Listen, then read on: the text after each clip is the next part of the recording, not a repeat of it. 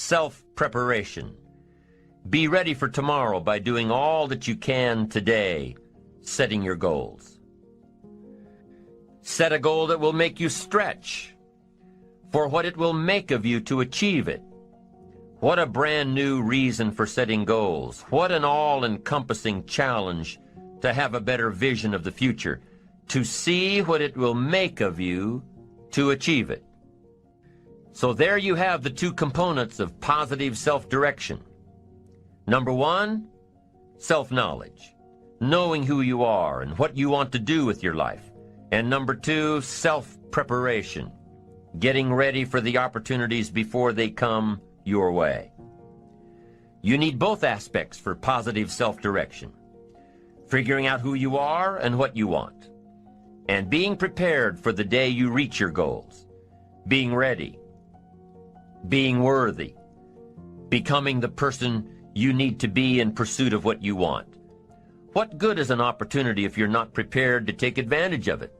It's no good. Won't do a thing for you. Be prepared.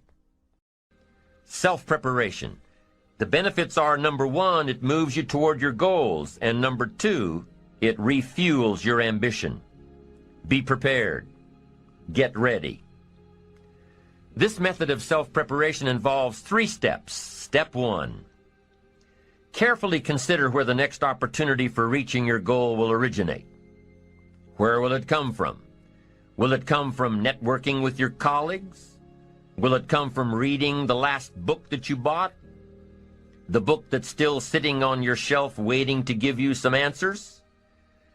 Will it come from you taking the time to think it out? Where will it come from? The next opportunity that will push you forward. If you don't know, here's what you have to do. For each major goal of yours, the top priorities on your list, for each of these, take out a separate piece of paper, 1 single sheet per major goal, write down your goal at the top, and start listing all reasonable resources. Write down every possible place that you could find the opportunity to achieve this goal. And with each resource, classify them. Ask yourself, is this resource a sure thing? A good bet?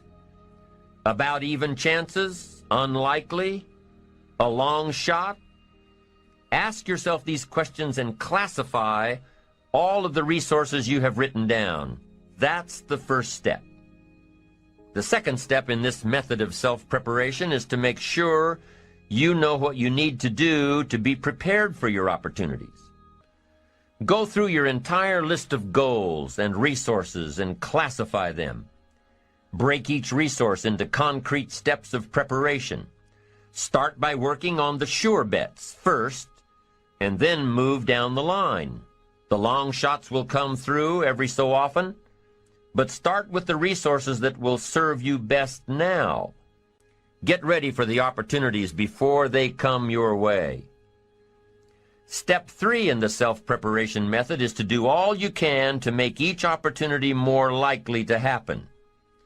After you've determined what you have to do to get ready, to be prepared, after you've determined this, see what you can do to expedite the process. What can you do to increase the likelihood of this opportunity? Go over it and over it and over it. Use these 3 methods again and again as you assess where you are now and where you have to go next to keep moving toward the achievements that are most important to you. Step 1, consider your resources. Step 2, determine what you have to do to get ready. Step 3, expedite the opportunities. And by the way, this method of self-preparation works wherever you are in your journey, whether you're close to your goals or whether you're just starting your journey of self-direction. This method works. Have working knowledge to draw from. Continually work on yourself in preparation of where you want to be. Build a reservoir of thoughts and ideas and philosophies and experiences that are your own. Build, grow, change, get ready, be prepared. Be prepared for a life worth living. Now here are the 4 ifs that make life worthwhile. Number one, life is worthwhile if you learn. Nothing worse than being stupid. Life is worthwhile if you learn. Learn from your personal experiences. Learn from other people's experiences. Second, life is worthwhile if you try. Now you've got to take what you've learned and see if you can try your hand at it. Someone says, well, you can't try, you have to do. No, you have to try. I put the bar up 2 feet and asked the kids who can jump 2 feet. I can, some say. I can't, some say. I don't know, some say. How are you going to know? You don't. You've just got to try. Just back off and run at it. How are you going to know if you don't try? Now, what if you knock the bar down? Does that mean you can't jump 2 feet? No. You have to what? Try it again. Of course, you have to try. Try it another way, but try. Try your hand at it. When the record book on you is finished, let it show your wins and your losses, but don't let the record book show that you didn't try. Next, life is worthwhile if you stay. You've got to learn to stay. Now, you don't have to stay forever. Just stay till you see it through. A guy builds a foundation, and then he wanders off somewhere and builds another foundation. He's got these foundations scattered all across the country. I mean, no walls, no roofs, just a bunch of foundations. Not a good reputation. Stay. You don't have to stay forever. Just stay to finish something. Don't fall into the trap of less than refined sophistication. Stay till it's over. The fourth if that makes life worthwhile: 1 is if you learn, 2 is if you try, 3 is if you stay, and fourth if that makes life worthwhile is if you care. Caring is a unique human experience that is so vital and so powerful and so all-encompassing and so far-reaching. If you care at all, you'll get some results.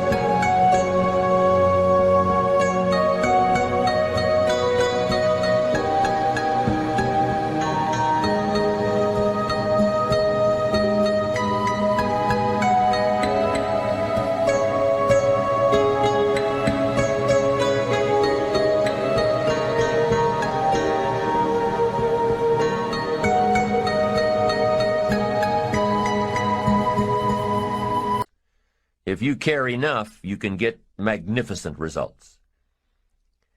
To lead a life worth living, you've got to learn, you've got to try, you've got to stay, and you've got to care. Taking responsibility for your own life, taking responsibility for whatever happens to you, knowing that you have consciously made the decisions that are now affecting you, knowing that what is happening now, today, is the direct result of your activity, what you did yesterday. Self-reliance is basically counting on yourself. Now, being self-reliant doesn't mean you can't work with others or trust others. Self-reliance means counting on yourself, trusting yourself, being confident with yourself, being responsible to yourself, trusting your own instincts. Trusting the conclusions that you have developed from your study of experiences and philosophies. Taking the credit that is due you. Learning from the mistakes that you have made. Being self-reliant. Gestalt psychologists give an example of being self-reliant. They say that you're responsible for getting caught in the rain. They say that by deciding not to carry an umbrella every day, you have made the decision to endure an occasional drenching. Translation: by not being prepared, you make the choice of getting caught in some of life's unpleasant circumstances. Be they rain, failures, economic losses, relationship losses, professional losses, personal losses. By not being prepared, thinking ahead, it's your choice. Now here's the other side of it. By being prepared, you increase your chances of success. You increase the likelihood. By being prepared, you increase your chances of success, of seizing opportunities when they come your way, of being ready within yourself to take advantage of once-in-a-lifetime situations. Some people tend to blame others for their mistakes, blame others for their failures. Somebody says, it's not my fault the report isn't done. So-and-so didn't do their part.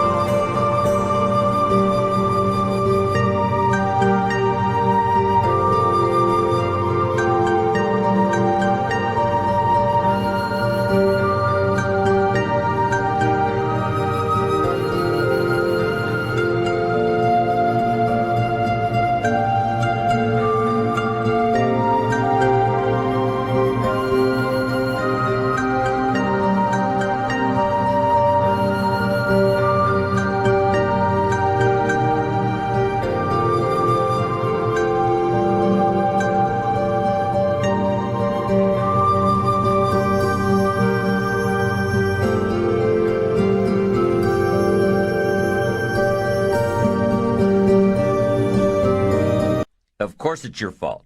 It's your report too. It's your responsibility to see that everyone you delegated work to does their part.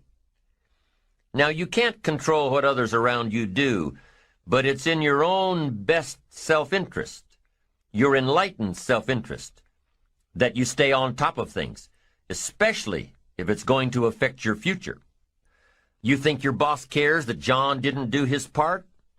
You think he sees John as the bad guy? Of course not.